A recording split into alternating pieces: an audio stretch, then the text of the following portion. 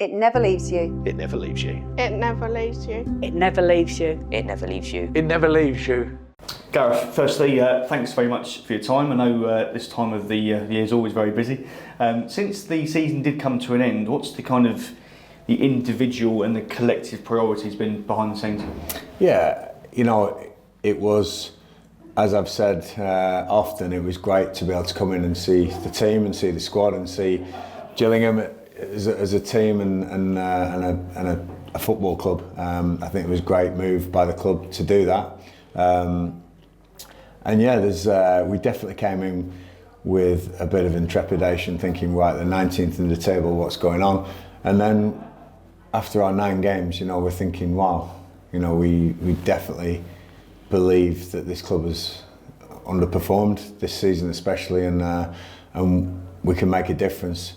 But also what it needs as well, because every manager has their own style, every manager has their own squad and their way of playing, and what it will now take for me to just add some extra quality, extra impetus in scoring and winning games. And why didn't we win so many games? You know, at the end of the day, I think we ended up being about 4 or 5 wins away from something achievable this season, and that would have been great. Where can we get those extra 4 or 5 wins from? What's it going to take? What kind of players do we need in? Who can go on and forge a career elsewhere? You know, so all these decisions have been made over the last. I mean, we're only 2 weeks after the season, really 2.5 weeks, and so it does feel like it's been a bigger break, but it hasn't. You know, it's the playoffs are still going on. There's plenty of football still being played. The actual break isn't come yet, but we want to be ahead of the game, so we're in doing recruitment, we're in doing environment changes to the building and to the dressing rooms and to the training ground. You know, we want everything to be better than it was, and want the boys coming back at pre-season going, right, there's a change here, there's a new way of doing things, and there'll be some new faces as well. So trying to put all that together in 2.5 weeks is difficult to explain, but as the weeks progress and we get to that pre-season date, then we'll be somewhere where we want to be. But even then, Phil, I think that once pre-season starts, there's still a couple of months there where you can sign players, you can loan players. So I'm asking the fans to be a little bit patient, like I do every year at every club. A little bit patient, just because everyone else is signing players or because good players are getting released. It can't be like, we've got to go for him, we must sign him. Oh, this club is signing this, why aren't we signing a player? We've got it in hand, you know.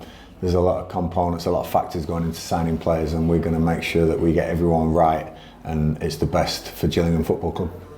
How important is it to use this time effectively? Because in the click of a finger, the boys will be back in pre-season and it's back to doing the usual routine. How important is this 7 or 8 week period to get absolutely everything as you want it before the boys come back? Yeah, and it might not be everything I ever want. You know, it's going to be a step towards what I see as the ultimate goal, what's going to bring success to Gillingham. But first of all, these boys have been through a hell of a season. They have, you know, I've said it during the season. They started the season with one journey that went halfway through the season, didn't work, and then there's a little bit of emotional baggage then for the boys. You know, they're carrying emotions that, am I in the team, am I not in the team, who's coming in, what's happened, is it my fault, is it not my fault? And then a new manager comes in, and then it's on an interim basis, and it's like, right, how long's this guy here, what style of play is this going to be? And then another manager comes in, which was me, and then it's again. So emotionally, the boys were shocked this season. They really were. They went through the mill, and some of them are young boys, you know, they probably can cope with it a bit better, but then some are older with families and with careers and trying to forge this career. And it's not as though we're in the Premier League and there's 3 leagues below us, you know, we're in League 2, and it's like, right, I want to cut my teeth, I want to get higher. So fair play to the boys, you know, and they need this rest. They're going to need this downtime, and I want them to reset their minds. I want them to forget a lot of stuff that's gone on, and we'll go, right, here we are, this is us, first day of pre-season, this is what I believe in, this is how we are, this is our identity as Gillingham Football Club. And then secondly, the staff, you know, just the same. They've been through a lot. There's been 1 or 2 changes, it's an understatement really, and they've had to adapt, and sometimes it takes its toll on them as well. So I want everyone to just relax, switch off for a few weeks. People don't realise that we work then from July through to May with very few days off, you know, and I'm not getting the violins out here because we're lucky. We're in good paid jobs and we're football people, and it's brilliant to work at a football club. But it is a slog as well. So, this 8 weeks, I want the boys and the staff to relax. And as we ramp up towards the end of this break, I'll be making sure, coming in on days like this, saying, can we put this in this direction? Can we make this in this direction? We've got a great facilities team who are working for me and trying to do things for me. We've got, even down to one of the cleaners, Heidi, I saw today, she was working her socks off trying to go, right, I want everything, because they all want to buy into this journey and the project, and the sales team, the media teams, yourselves. It's brilliant that when we come to the first day of pre-season, I want everyone going, right, I know what direction this club's going in. I want to be part of it, and that's important to me. So it's going to take some time, but this is the time to do it now. This break time, and I'm really pleased with everyone pitching in. And as we see behind us, even the pitch is getting done, and hopefully we'll have a new surface to play out on there and score some good goals at home. That's our intensity.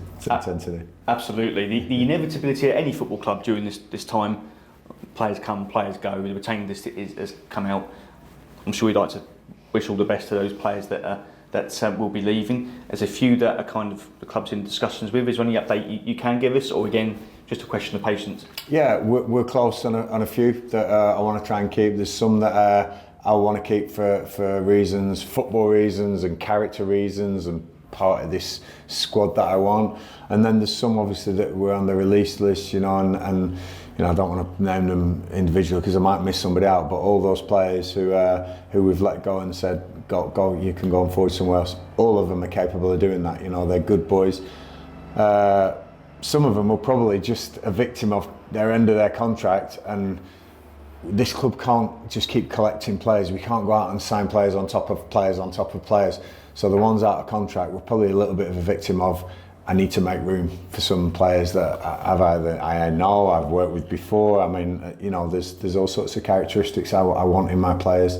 I felt for some of them. Some of them have really bought in and really impressed me in the games. But I say I can't carry too many. We've signed a few of the young boys as well coming through. So we really have to have this small squad. I can't be going with 30 plus players again.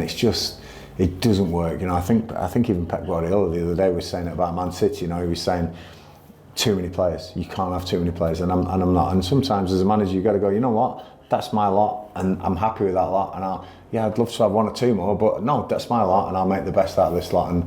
And so we're trying to keep some. We're trying to win discussions for them. I think they all know, hopefully, what kind of journey this is going to be with the end of the season, what we accomplished, and the games again, the MK and the Wimbledon and even the Swindon game, the Port Vale games, which are fantastic performances, and hopefully they'll see that's what I intend to go forward with. And some won't. Some will have offers elsewhere, and some will go on, and then it's up to us to replace them again. But again, I've got a great recruitment team. The players won't come in the building unless I say I want them. First and foremost, I want everyone to know that. I won't take anyone on I don't think is good enough or will fit. But we're getting plenty of names thrown at us. This time of year, the agents get all of your numbers, and you get so many players, and then all the release lists come out, and you get bombarded with all these players. We've got to whittle them down, watch the footage, do character checks, make sure that we know what we want, and sign the right players. So it's all in hand, but it's a busy period. It's never really. People say, "Oh, you're having some time off now." A little bit, but the phone's never off. We're always on it. I'm also doing the UEFA Pro license. I'm coming to the end of that, which is something important to me. That's the top qualification you can get, and I'm doing a week of that in June at St George's Park, and a couple of trips away with the family. But believe me, I'm all on this now with Gillingham Football Club, and what I want this team to look like when it comes back. Just the last couple. I mean, the players will report back at some stage. I won't ask you for a specific date, but mid to late June, early July-ish? Yeah. The FA made the decision to bring the season forward, or the EFL, sorry, 1 week because of the World Cup at the end of next season. So unfortunately, boys, they're coming back a little bit earlier this year. You know, I hated pre-season, but we'll do it right. We'll get them fit. It won't all be about slogging them. There'll be plenty of ball work. There'll be plenty of intensity in there. But yeah, they're coming to late June, and yeah, it's always fun time pre-season. And just finally, pre-season fixtures. We've already announced a couple. You're an experienced manager. How many games do you like to have from a first team perspective before the big kick-off? Yeah, with the season being brought forward, I think 6 would probably be suffice for us this season. You know, you can always top up games with the younger age groups and put players in there to get minutes. But you know, myself, James Russell, and Dobbo, and everyone really, we've been together going, right, what's the loading look like? You know, 45s, you know, players playing a half, and then they increase their minutes to 60s and 90s, and what does the loading look like? But what I will say is, when that first game comes around on August the 2nd, every player that I feel on that first game will be ready for that game. That's something that I will guarantee. Mentally and physically, it's really important. And I'll just caveat that with saying it won't always go as well as it went at the end of the season. We were fantastically lucky that we had that run of games. I thought we deserved it. I think we played well. But the test of the fans who were right with us will be sometimes we may have the defeat, we may have a couple of defeats. What is it like then? It's not, you know, chuck the baby out with the bathwater. It is right. Like, how do we address this as a team together? And when I talk about Gillingham, I talk about players, staff, fans, the whole identity of this place. I want us all together next season. I can't wait to get stuck into it, Phil, and I'm hoping the players are the same. Have your break, come ready to work. Fans, come ready to get behind your team that you love, because what I saw at the end of the season was just fantastic, taking hundreds and hundreds of fans away from home and then playing in front of this team. You know, the goal against MK Dons, a rain of men there, probably summed it up for me. Bradley Dack coming, you know, back to the club he loved, scoring from a horrendous injury run, you know, that he's had in his career, and that moment there, that was a real special time for me. And the Swindon games, you know, making me aware of how big that derby is, and then going to Port Vale and taking way over 500 fans up there, you know, on the last game of the season. That doesn't mean too much. This place is going somewhere. I can't wait to drive it there. It never leaves you. It never leaves you. It never leaves you. It never leaves you. It never leaves you. It never leaves you.